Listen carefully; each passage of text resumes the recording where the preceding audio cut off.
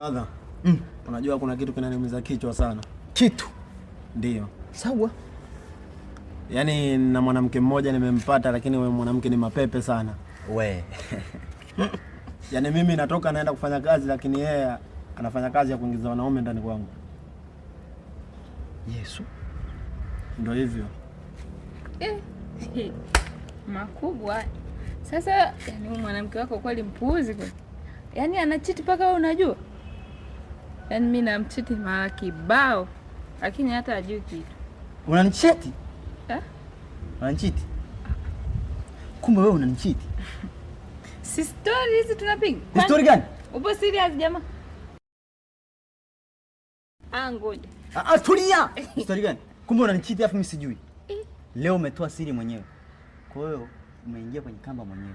Haya, unanichiti na nani hapa? Yaani mimi hapa. Yaani leo. Tulia. Unanichiti.